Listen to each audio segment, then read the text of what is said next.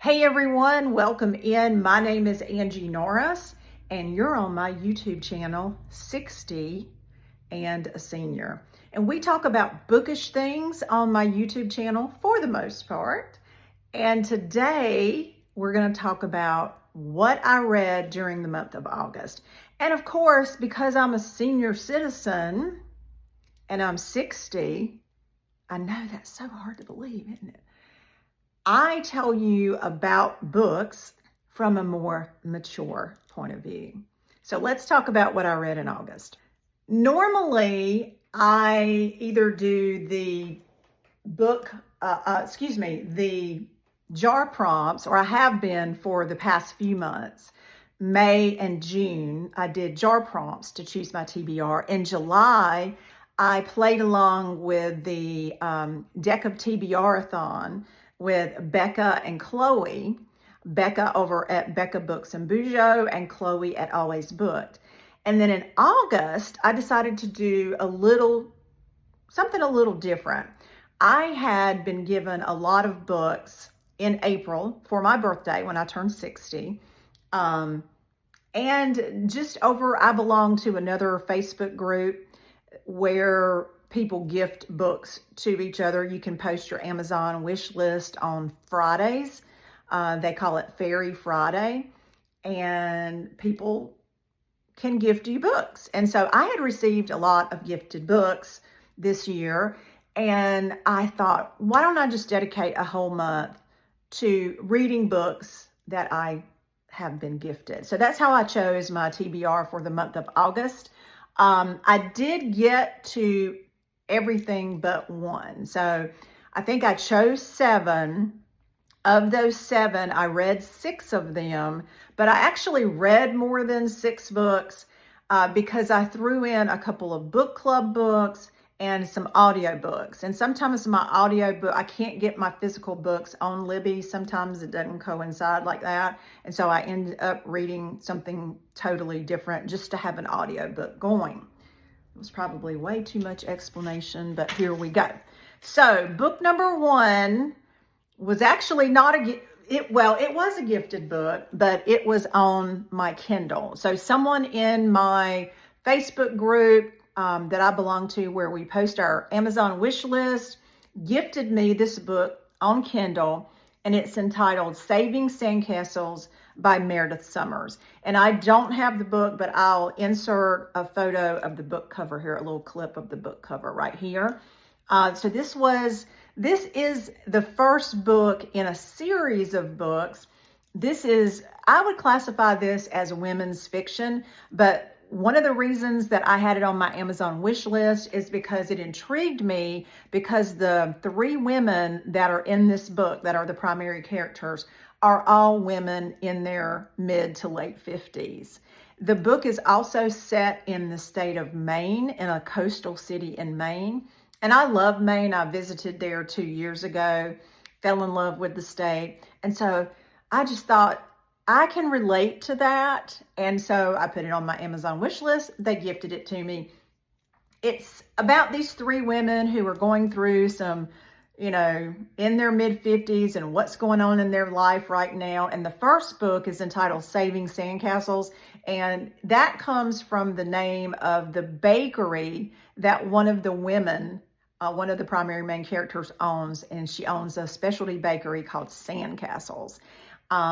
And so it revolves around these 3 women. Check it out. I loved it. I gave it a 4-star. I mean, it was a pretty short book, pretty easy to read. It wasn't anything that, like profoundly impacted me. It was just an enjoyable little read, but I did give it 4-star. All right, the second book that I read was also a Kindle read. And I think I started it in July and ended up finishing in August. It was one of the free first reads, I think, during the month of June or July. The book is entitled Out of the Woods by Greg Olson. I'll insert the book cover clip right here.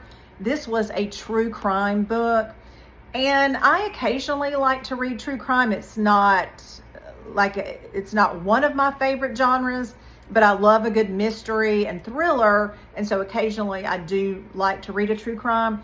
This one was a little dark.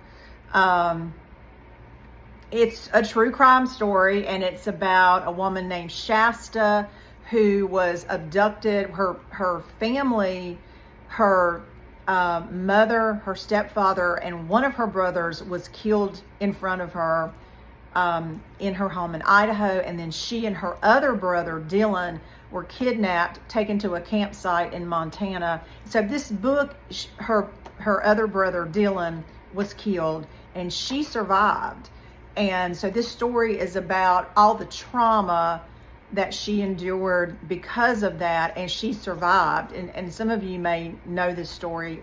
She's now in her 20s, and Greg Olson is writing this story about her life and all the additional trauma that she went through growing up as a teenager and as a young adult.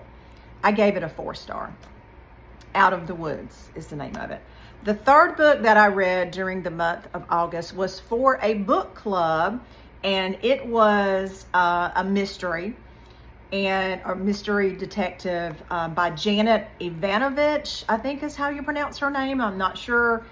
It was entitled Going Rogue, and if I didn't have to read it for a book club, I would have DNF'd it. I'm one of those people, like, I feel like I have to finish it. Didn't like it. It was a cheesy detective mystery, just very predictable. I didn't like it at all. I will not be reading any more of her books. I gave it a 2-star. I should have DNF'd it. The next book I did DNF, and the only reason I was reading this one, it was not gifted to me, thank goodness, is because I needed an audiobook. Excuse me.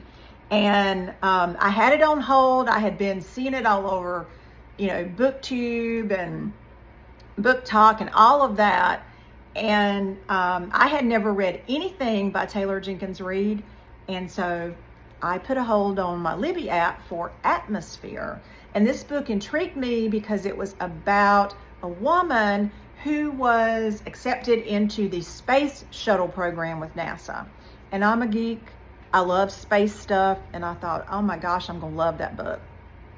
The book was really not about the space shuttle program. The book was about this primary main character who discovered that she was gay in her 20s.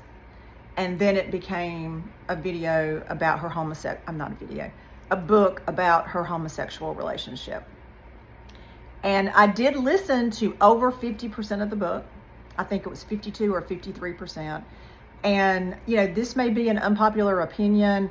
I have gay homosexual people in my family, but that does not align with my beliefs. And whether you like that or not, I am sorry. You don't have to watch my YouTube videos, but that's just what I believe. And I DNF'd it because it was not something that I wanted to read about.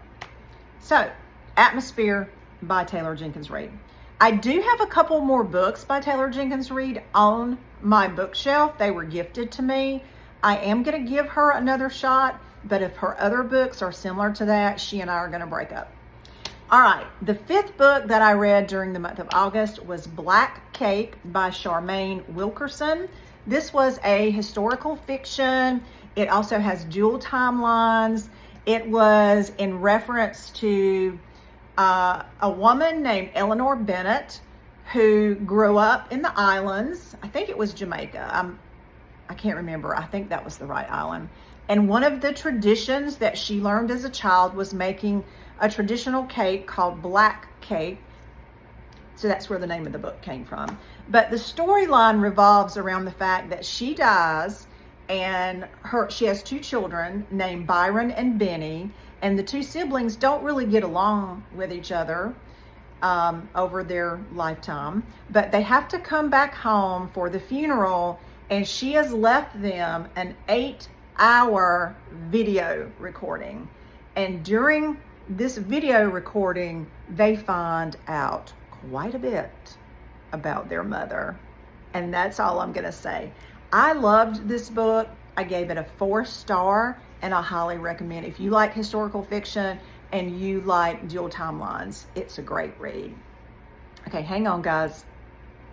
Okay, book number 6 was another book club book that I read for an annotated book club that I belong to.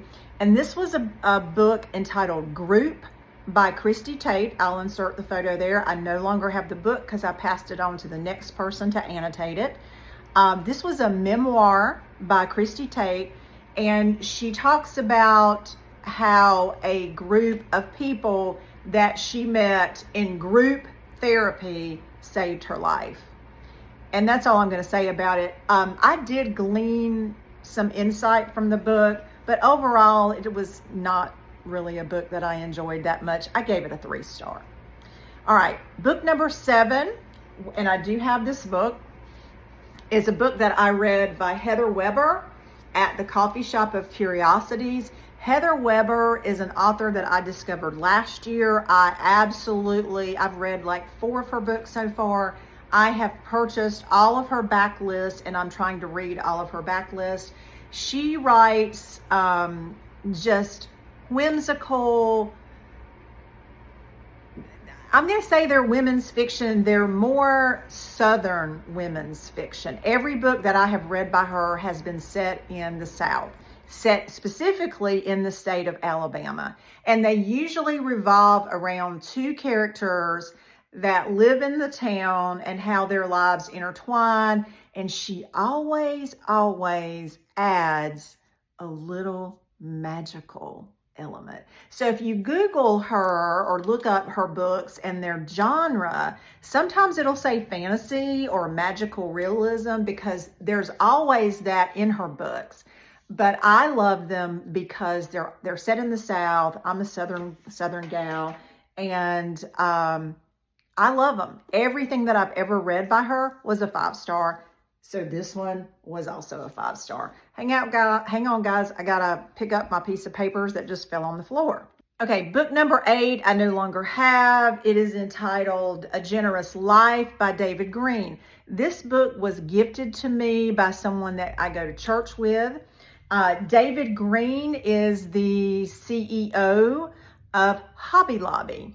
And so this book, it wasn't a very long book, but it was basically about his life, how he grew up, how he became a Christian, and how he started Hobby Lobby, and how he has tried to maintain his Christian values in running that business, and how God has truly blessed him. The story I loved, the writing not so much. I gave it a 3-star. I do recommend that you read it. It's a great story if you don't know anything about David Green or about his life, but I gave it a 3-star. Okay, book number 9. This is a book that my son gave me for my birthday because he knows I like Ann Wilson. This is entitled My Jesus from Heartache to Hope.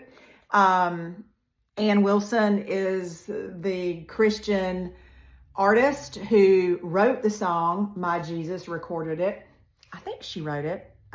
She co-wrote it with someone else, but she performed it and it hit the charts, and a lot of people know Ann Wilson. And this is her story about her life and how she got started in the Christian music industry.